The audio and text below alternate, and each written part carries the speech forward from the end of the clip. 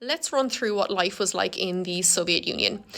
So the Communist Party held all of the power in the USSR. During the 1930s, the mustached Georgian used purges and show trials to get rid of any potential opponents, whether real or imaginary. The secret police, the NKVD, they arrested thousands. Most ended up in gulags, and somewhere around 20 million people were killed. It can be quite difficult to get kind of specific figures. So just kind of keep that in mind. Industrialization. So the mustached Georgian introduced 5-year plans which set targets to improve industry. By 1940, the USSR was the second largest industrial country in the world, second to the United States. The 5-year plans, however, they depended on extremely harsh working conditions, severe punishments, and lower living standards for workers. Collectivization refers to agricultural policy. So the mustached Georgian, he changed farming as not enough food was being produced, although he did meet resistance.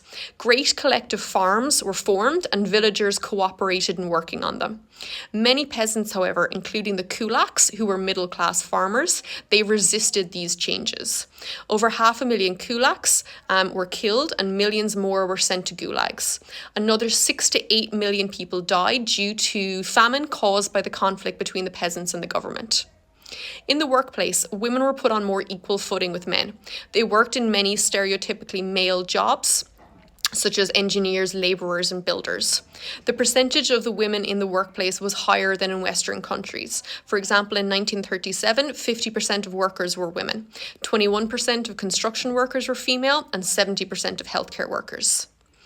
Healthcare was provided for free, large numbers of hospitals were built, and there were more doctors per head of population in the Soviet Union than in Britain or the United States. By 1970, 70% of doctors were female. Communists wanted free and compulsory education for all. However, this plan was compromised by a lack of teachers and schools. A huge literacy campaign meant that by 1950, almost all of those over the age of 8 and under the age of 50 could read and write. Youth groups taught communism through sports, for example, the Young Pioneers.